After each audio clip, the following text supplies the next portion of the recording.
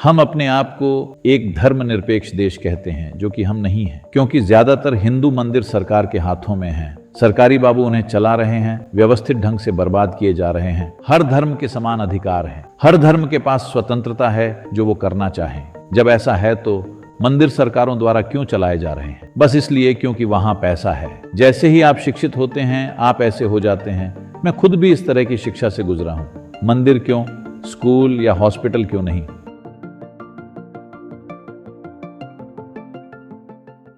इस सभ्यता के खिलने के लिए और अगले 25 सालों में मूल्यवान होने के लिए सबसे महत्वपूर्ण चीज ये है कि हिंदू मंदिर हिंदुओं के हाथों में आ जाने चाहिए। क्यों ये महत्वपूर्ण क्यों है? क्योंकि आपको समझना चाहिए कि हिंदू मंदिर कोई प्रार्थना की जगह नहीं है, ये कोई पूजा स्थल भी नहीं है। ये ऊर्जान्वित प्राण प्रतिष्ठित स्थान थे अलग अलग उद्देश्यों के लिए, ताकि मनुष्य उन्नति कर सकें।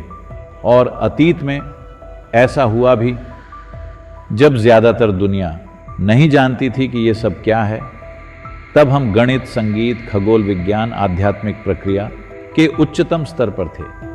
अगर आप उन लोगों की विचार प्रक्रिया को देखें जो यहाँ 5 से 10 हजार साल पहले थे, तो दुनिया में कहीं भी इस तरह की चीजें नहीं हुई।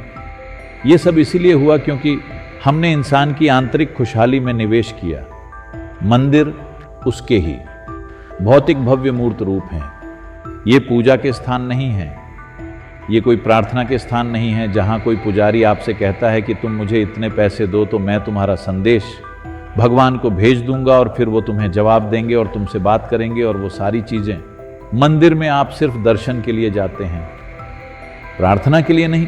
आपको ये समझना चाहिए, आप मंदिर प्रार्थना के लिए नहीं जाते, आप सिर्फ वहां दर्शन के लिए जाते हैं। क्योंकि आप चुप नहीं रह सकते तो आप हर तरह की बकवास सोचना शुरू कर देते हैं। आपने वहां सोचा कि आपको कुछ कहना चाहिए, ऐसी भाषा में जो आपको ही समझ में नहीं आती, क्योंकि बस फोकस्ड रहने के लिए। ये दर्शन के बारे में है, उस रूप को आत्मसात करने के लिए अपने भीतर। ये भगवान को बुलाने के लिए नहीं है, भगवान बनने के लिए है। ये खुद के काम के लिए किसी को नीचे बुलाने के बारे में नहीं है, खुद को उठाकर उस संभावना तक पहुंचने के लिए है। अब हम अपने आप को एक धर्मनिरपेक्ष देश कहते हैं, जो कि हम नहीं हैं, क्योंकि ज्यादातर हिंदू मंदिर सरकार के हाथों में हैं। सरकारी बाबू उन्हें चला रहे हैं, व्यवस्थित ढंग से बर्बाद किए जा रहे हैं। भक्तों के बिना मंदिर नाम की कोई चीज नहीं होती। सिर्फ एक भक्त के हाथों में ही कोई चीज पवित्र बनती है। हेलो, एक कर्मचारी जो ये सोचता है कि कब उसकी तनख्वाह बढ़ेगी, क्या वो कोई ऐसी चीज संभाल सकता है जो लोगों के जीवन में ऐसी संभावना लेकर आएगी? और मंदिर कला, संगीत, संस्कृति हर चीज का केंद्र रहे हैं, वो सब कुछ पूरी तरह से बर्बाद किया जा रहा है। तो ये मेरी संस्कृति बनाम तुम्हारी संस्कृति का सवाल नहीं है। ये एक सचेतन संस्कृति है जो इस तरह से बनाई गई थी कि मानव चेतना आपके जीवन का सबसे महत्वपूर्ण हिस्सा हो। दूसरी चीजें उसके बाद आती हैं। यही वजह थी कि लोग तो झुग्गी झोपड़ी में रहे, पर उन्होंने आपकी कल्पना से परे मंदिरों का निर्माण किया। इंजीनियरिंग, वास्तुकला के अद्भुत उदाहरण और अथक प्रयास। कैसे 1000 साल पहले, 2000 साल पहले, 5000 साल पहले उन्होंने इस तरह के मंदिरों का निर्माण किया, जब पत्थरों को ले जाने या उठाने के लिए कोई मशीन नहीं थी, आवागमन के कोई साधन नहीं थे। लाखों टन पत्थर, कैसे इंसानों ने हाथों से ये सब किया होगा। जब आप वाकई इस बारे में सोचेंगे, अगली बार जब आप किसी प्राचीन मंदिर जाएं तो इस पर गौर करें कि अगर आप यहाँ 1000 या 1500 या 2000 साल पहले होते तो आप कैसे इन्हें मशीनों के बिना ऐसे रख पाते। ये सब सोच पाना भी असंभव है, पर उन्होंने ये चीजें की क्योंकि उन्होंने ये देखा कि इंसानों का विकास सबसे महत्वपूर्ण चीज है। इंसान के विकास को गति देना सबसे महत्वपूर्ण काम है। आज चाहे आप एक लग्जरी कार चलाते हो या किसी महल में रहते हैं या नहीं, ये महत्वपूर्ण नहीं है। मनुष्यों का ऊपर उठना सबसे महत्वपूर्ण चीज है। इस प्रक्रिया को तेज कैसे किया जाए?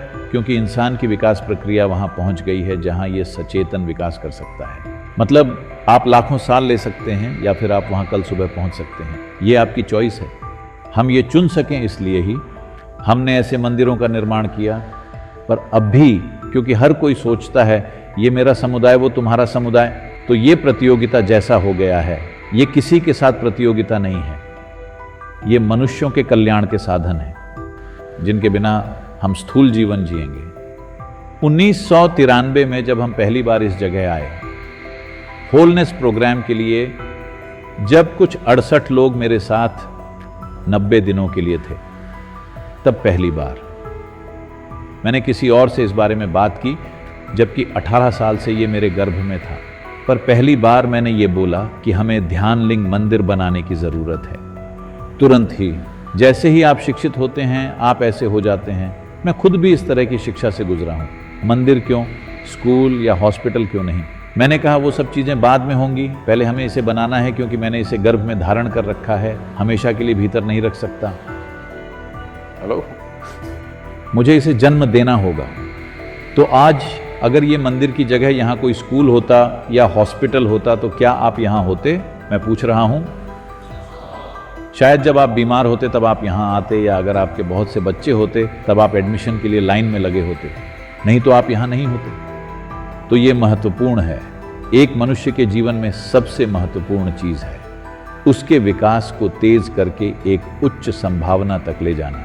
इसी उद्देश्य के लिए हमने इन संरचनाओं का निर्माण किया जबरदस्त प्रयासों से, और हर तरह के मंदिर, हर प्रकार के इंसानों के लिए, उनके हर तरह के उद्देश्यों के लिए, उन सभी चीज़ों के लिए। पर आज जिन्हें आक्रमणकारियों ने नष्ट कर दिया, उन्हें छोड़कर आज जो बचे हैं वो सरकारी बाबू चला रहे हैं। ये एक चीज़ सरकार को करनी ही चाहिए, क्योंकि लोग इसकी प्रतीक्षा कर रहे हैं। क्योंकि हिंदू मूक प्राणी होते हैं, मतलब आमतौर पर वो बोलते नहीं हैं, चाहे जो भी हो।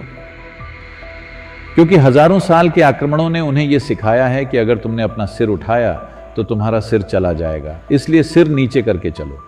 तो इसका मतलब यह नहीं कि हमें किसी से लड़ाई करनी है। क्यों करेंगे? हम कह रहे हैं कि हर धर्म के समान अधिकार है, हर धर्म के पास स्वतंत्रता है जो वो करना चाहें। जब ऐसा है तो मंदिर सरकारों द्वारा क्यों चलाए जा रहे हैं? बस इसलिए क्योंकि वहां पैसा है, क्योंकि धन दौलत है। वैसे भी सारे जेवर, सोना, हीरे सब कुछ अंग्रेज ले गए, जो भी वो ले जा सकते थे जहाज भर के।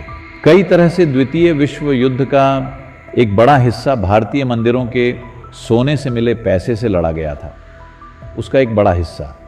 लेकिन उसके बाद आज़ाद भारत में नेताओं ने सब चुरा लिया। भाड़ में जाए सोना। मुझे सोने या हीरे में दिलचस्पी नहीं है। जो सोना मंदिरों में था या अब भी है, मुझे उसकी परवाह नहीं है। ये ऊर्जा के रूप हैं, इन्हें जीवित रखना होगा ताकि आने वाली पीढ़ी को इनसे लाभ मिले।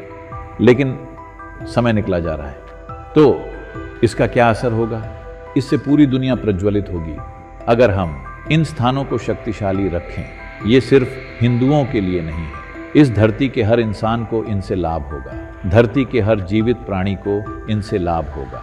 ऐसा करने का एक तरीका है, और भारत के बाहर कई देश इसे समझ रहे हैं। लेकिन यहाँ राजनीतिक कारणों से और लालच की वजह से हम इन्हें ऐसे पकड़े हुए हैं। अगर मुझे नई सरकार से सिर्फ एक चीज बोलनी हो तो ये एक चीज होनी चाहिए